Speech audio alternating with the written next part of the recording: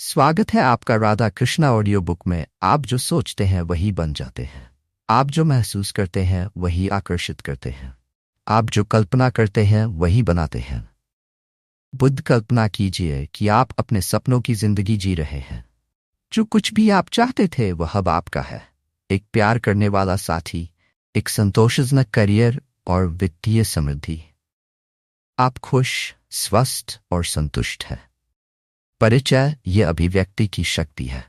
अभिव्यक्ति आपके विचारों और ऊर्जा का उपयोग करके वह वास्तविकता बनाना है जो आप चाहते हैं।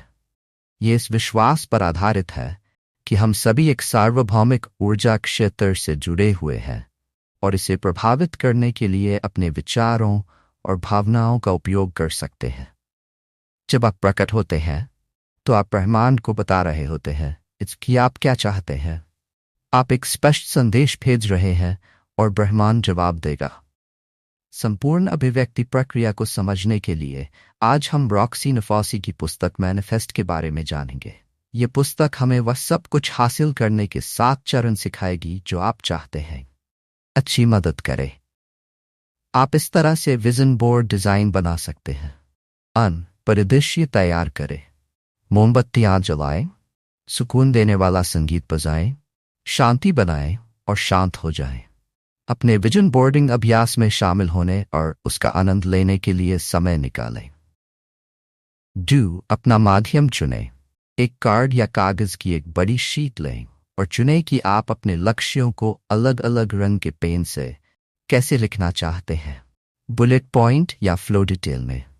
यदि आप छवियों का उपयोग करना चाहते हैं तो उन्हें स्वयं बनाएं।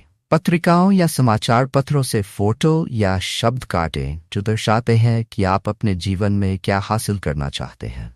जो भी आपके लिए सबसे अच्छा काम करता है उसे चुनें। याद रखें, इसका आनंद लें। 3. अपनी टाइमलाइन चुनें।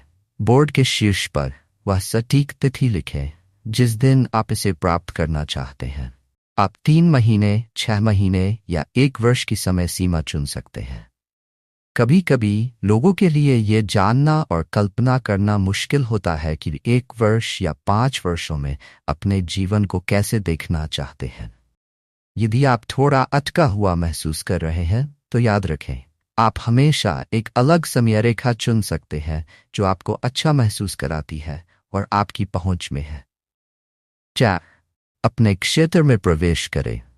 इससे पहले कि आप अपने बोर्ड में चीजें जोड़ना शुरू करें, तय करें कि आप उस पल में हैं और अपने भविष्य की उस भावना को पहले से ही साकार कर रहे हैं। एक पल के लिए रुकें, कुछ गहरी सांस लें और कल्पना करें कि आप 6 महीने, 1 साल या 5 साल बाद उस पल को जी रहे हैं। जब आप खुद से ये सवाल पूछें तो अपने मन में एक स्पष्ट और जीवंत छवि बनाएं। आप अंदर से कैसा महसूस करते हैं? आपके आसपास किस तरह के रिश्ते हैं? आप किस तरह के घर में रहते हैं? आपका पेशा क्या है? आपको किस बात पर सबसे ज्यादा गर्व है? आप अपने जीवन में क्या बदलना चाहते हैं या आप वैसे ही बने रहना चाहते हैं? इन सवालों के जवाब देते समय अपने सपनों, इच्छाओं और चाहतों में खुद को पूरी तरह से आजाद होने दें। डर को अपनी कल्पना पर हावी न होने दें। इसके बजाय अपने दिमाग की नजर को ठीक उसी जगह ले जाएं जहां आप जाना चाहते हैं। अपने भविष्य की छवि को वास्तविक होते हुए कल्पना करें जैसे ही आप उस पल में डूबते हैं। 5. अपने विजन बोर्ड को 6 श्रेणियों में विभाजित करें। व्यक्तिगत विकास का अर्थ है व्यक्तिगत स्तर पर आपका विकास, कि आप अपने अंदर कैसा महसूस करना चाहते हैं। प्यार, रोमांस, आजीविका, मित्रों और परिवार, घर, जुनून और छुट्टी पर काम करना। 6. अपना जीवन डिजाइन करें। प्रत्येक श्रेणी के लिए वह सब कुछ लिखें जो आप चाहते हैं, फिर उसे कल्पना करें। यदि आप कटआउट छवियों का उपयोग कर रहे हैं, जैसे कि आपके सपनों के घर की छवि, तो उन्हें अपने विजन बोर्ड पर चिपकाएं। प्रत्येक श्रेणी के लिए कम से कम 3 आइटम रखने का प्रयास करें। अधिकतम आप जितनी चाहे उतनी छवियां जोड़ सकते हैं। 7. इसे दूर रखें। अपना विजन बोर्ड बनाने के बाद उसे किसी सुरक्षित जगह पर रख दें और बीच बीच में उसे देखते रहें। ऊपर लिखी तारीख को दोबारा देखने के लिए रिमाइंडर सेट करें। चरण डी, भय और संदेह को दूर करें। जब हम खुद को सपने देखने की पूरी अनुमति देते हैं तो हमारे डर और संदेह कहीं छिप नहीं पाते। इसलिए आज ही ये तरीका आजमाएं। अगर आपका पिछला विजन बोर्ड डर और संदेह से सीमित था तो वापस जाएं और उसे अभी संपादित करें। यह एक नया विजन बोर्ड बनाएं जो ईमानदारी से उन सभी चीज़ों को दर्शाता हो जो आप वास्तव में चाहते हैं। बड़े सपने देखें और पीछे न हटें। इसके लिए सबसे पहले अपने डर और संदेह को पहचानें। जब आप उन सभी चीज़ों को देखते हैं जिन्हें आप अपने जीवन में आकर्षित करना चाहते हैं तो आपको खुले दिमाग से और खुद के साथ ईमानदार होना चाहिए ताकि आप पहचान सकें कि आपके मन में अभी क्या डर और संदेह है।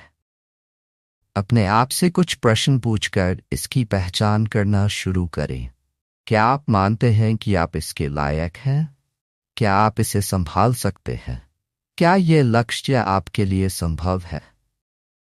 इस संबंध में अभी आपके मन में क्या सुरक्षाएं हैं? कौन सी मान्यताएं आपको रोक रही हैं? एक पल के लिए सिर्फ एक चीज के बारे में सोचें जिसे आप साकार करना चाहते हैं।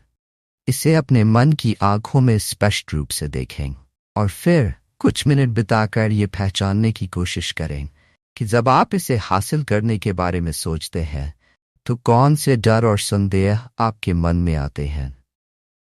जितना संभव हो उतने डर और संदेहों को पहचानने की कोशिश करें और उन्हें लिख लें।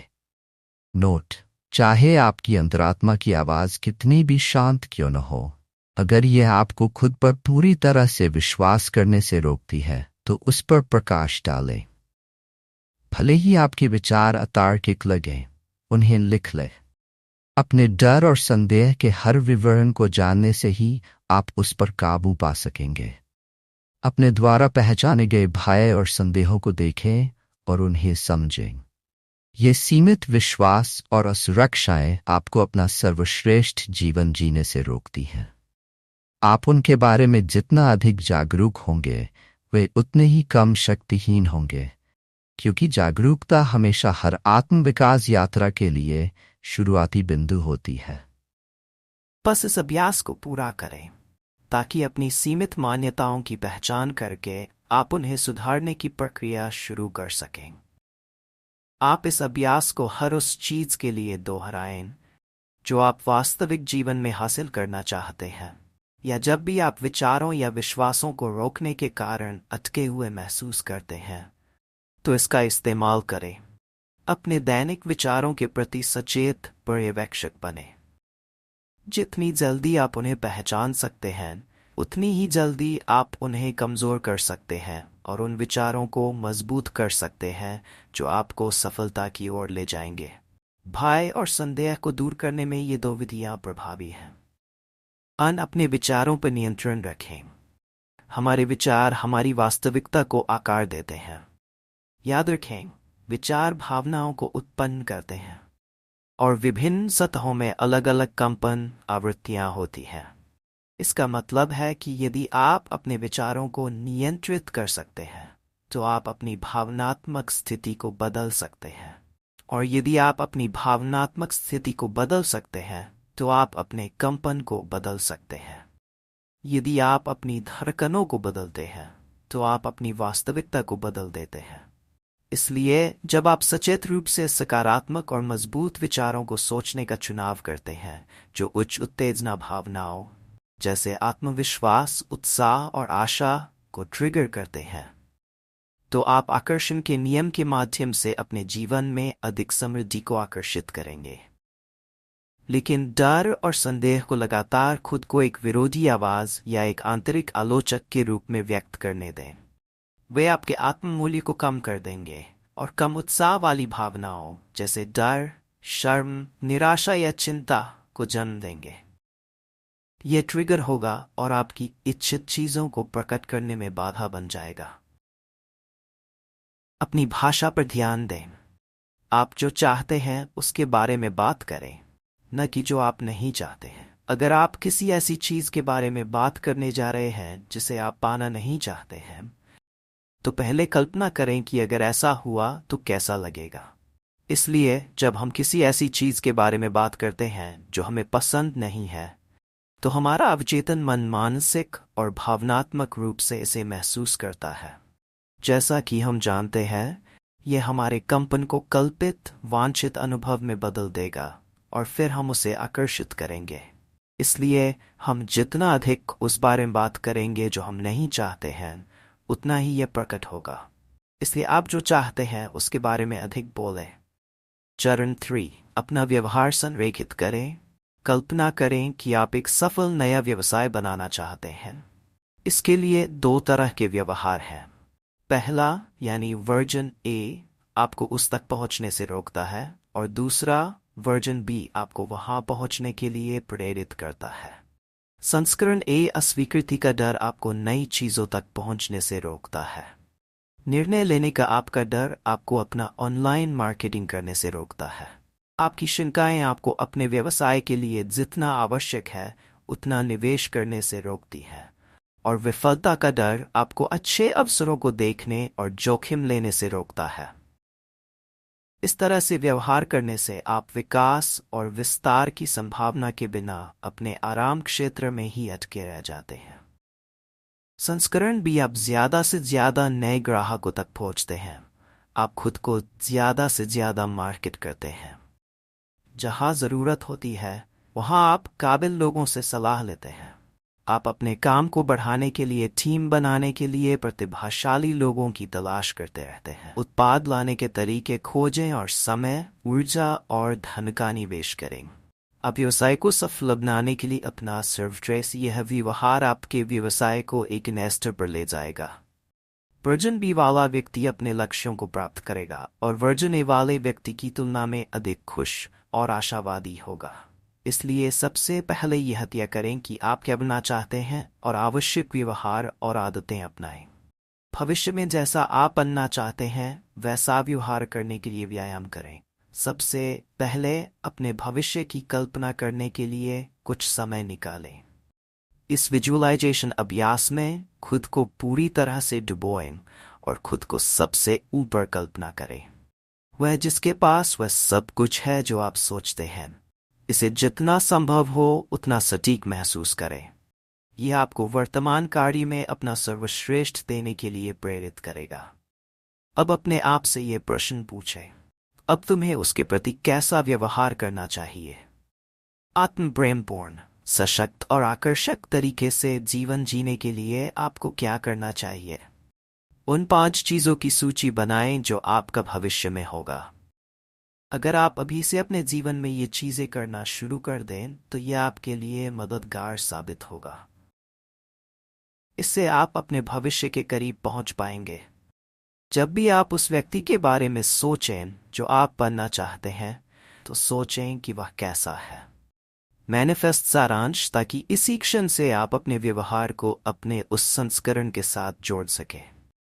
ब्रह्मांड को इस तरह से क्रियान्वित करें और दिखाएं कि आप इसे वास्तविक बनाने के लिए तैयार हैं। उसके बाद ब्रह्मांड अपने आप ही आपके लिए इसे बना देगा। चरण 4, ब्रह्मांड की परीक्षा पर विजय प्राप्त करें। याद रखें, जो आप चाहते हैं उसे प्रकट करने के लिए आपको ये विश्वास होना चाहिए कि आप इसके लायक हैं।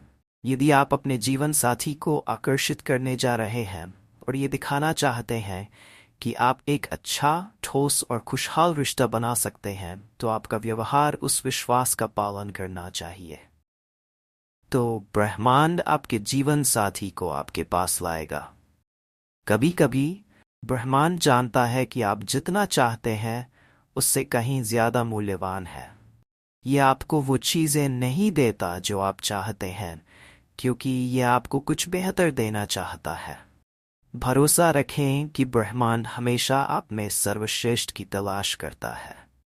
अगर आप दुखी हैं क्योंकि कोई आपके जीवन से चला गया है, तो चिंता न करें और स्वीकार करें कि वह आपके लिए नहीं था। आपके लिए कोई बेहतर व्यक्ति बनाया गया है। कभी कभी अभिव्यक्ति का मतलब होता है खुद को बुरे से अलग करना, अच्छे की प्रतीक्षा करना और उस अनुभव से सीखना। अगर आप अपनी अभिव्यक्ति यात्रा पर हैं, तो परीक्षणों या अवसरों के प्रति सचेत रहें। जब वे खुद को आपके सामने पेश करते हैं तो उन्हें अपने कंपन को कम न करने दें और अपने रास्ते से भटकने न दें। ब्रह्मांड को ये दिखाकर कि आप खुद को महत्व देते हैं और मानते हैं कि आप जो चाहते हैं वह पा सकते हैं, अपनी अभिव्यक्ति शक्ति को मजबूत करने के लिए उनका उपयोग करें। जब आपको जरूरत हो तो अपने लिए खड़े हो। विचलित करने वाली चीजों को तब तक न है जब तक वे आपकी इच्छित जरूरतों को पूरा न करें। अस्वीकृति का सामना करने में मजबूत रहें और भरोसा रखें कि सब कुछ वैसा ही होगा जैसा कि है। कभी कभी आप जीतते हैं, कभी कभी आप सीखते हैं। हर चीज हमें कुछ मूल्यवान सिखा सकती है। चीजों को गलत हो रहा है या सही हो रहा है के रूप में देखने के बजाय। हाँ। चरण 5, आभार व्यक्त करें। कृतज्ञता एक बहुत ही उच्च कंपन आवृत्ति के साथ खुशी की भावना है। कृतज्ञता हमारे पास मौजूद सबसे शक्तिशाली भावनात्मक उपकरणों में से एक है। जब हम समझ जाते हैं कि इसका अभ्यास कैसे किया जाए तो हम तुरंत किसी भी कम वाइब अनुभव से खुद को ऊपर उठा सकते हैं, अपनी भावनात्मक स्थिति को बदल सकते हैं और अपने कंपन को बढ़ा सकते हैं।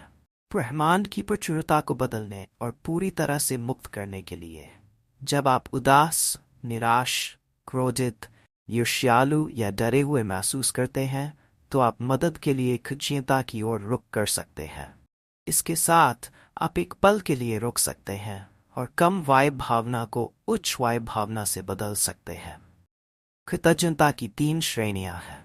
स्वयं के प्रति कृतज्ञता, ये वो भावनाएं हैं जिनमें आप स्वयं की सराहना करते हैं, जैसे मैं अपनी ताकत के लिए आभारी हूँ, मैं अपने स्वास्थ्य के लिए आभारी हूँ, मैं अपने दिमाग के लिए आभारी हूँ, अपने जीवन के लिए आभार। इसमें आप अपने जीवन की प्रशंसा करते हैं, जैसे मैं अपनी नौकरी के लिए आभारी हूँ, मैं अपने परिवार और दोस्तों के लिए आभारी हूँ और मैं जहाँ रहता हूँ उसके लिए आभारी हूँ। विश्व के प्रति कृतज्ञता, इसमें आप उन चीज़ों के प्रति कृतज्ञता महसूस करते हैं जो हम सभी के लिए सार्वभौमिक है। उदाहरण के लिए, मैं धूप के लिए आभारी हूँ, मैं लोगों के साथ अच्छे संबंधों के लिए आभारी हूँ, मैं यात्रा करने और नई संस्कृतियों का अनुभव करने के लिए प्रसन्न हूँ। आप कृतज्ञता का अभ्यास करने और उसे विकसित करने के लिए इन 3 श्रेणियों का उपयोग कर सकते हैं। कुछ ही दिनों में आप पाएंगे कि आप डर, दुख या गुस्से के कारण खुद के लिए या अपने जीवन की चीजों के लिए आभारी महसूस करने लगेंगे। ये कृतज्ञता की 3 श्रेणियां हैं जिनमें से आप हमेशा कुछ ऐसा पा सकते हैं जिसके लिए आप आभारी महसूस कर सकते हैं। अगर आप आज अपने जीवन के लिए आभारी महसूस करने के लिए संघर्ष कर रहे हैं तो किसी सार्वभौमिक चीज के लिए आभारी होने पर ध्यान केंद्रित करें। बस याद रखें, यदि आप उन चीजों पर ध्यान केंद्रित करने के लिए समय निकालते हैं जिनके लिए आप आभारी हैं, तो हमेशा कुछ न कुछ ऐसा होगा जिसके लिए आप आभारी हो सकते हैं। रॉक्सीन फॉसी द्वारा मैनिफेस्ट अंग्रेजी जर्नलिंग भी सबसे अच्छे आत्मविकास उपकरणों में से एक है। कृतज्ञता जर्नलिंग का उपयोग करने से आपके मस्तिष्क को आपके जीवन में अच्छी चीजों पर ध्यान केंद्रित करने के लिए न्यूरोलॉजिकल स्तर लगातार प्रशिक्षित किया जाता है। ये इसे एक शक्तिशाली अभिव्यक्ति अभ्यास बनाता है। कृतज्ञता जर्नलिंग का अभ्यास करने के 2 तरीके हैं। तकनीक 1, कृतज्ञता सूची। हर रात या हर सुबह उन 15 चीजों को लिखें जिनके लिए आप आभारी हैं। इसके लिए आप ऊपर बताई गई 3 कृतज्ञता श्रेणियों में से 5 आइटम चुनें। उदाहरण के लिए, अगर आप अपने अच्छे स्वभाव के लिए आभारी हैं तो आपके जीवन से जुड़ी 5 चीजें, जैसे कि आप अपने बच्चों के साथ खुशी से बिताए गए समय के लिए आभारी हैं। और अंत में दुनिया में 5 चीजें जिनके लिए आप आभारी हैं। उदाहरण के लिए, साफ पानी और सुहावना मौसम। तकनीक 2, सकारात्मकता पत्रिका। हर दिन के अंत में आपके साथ हुई हर अच्छी बात को लिखें, सुबह उठने से लेकर रात को सोने तक। आपके हिसाब से इसमें हर छोटी बड़ी अच्छी बात शामिल है, जैसे सूरज चमक रहा था, किसी अजनबी ने आपको देखकर मुस्कुराया, किसी दोस्त ने आपको अच्छी मालिश भेजी, या आपने सोशल मीडिया पर कोई मीम देखा जिसे देखकर वो हंसी गई। इन सभी को एक एक करके लिखें। अक्सर दिन बीत जाता है और हम भूल जाते हैं कि हमने कितने खूबसूरत पलों का अनुभव किया है। हम उन पर पूरा ध्यान नहीं दे पाते और उनकी सराहना नहीं कर पाते।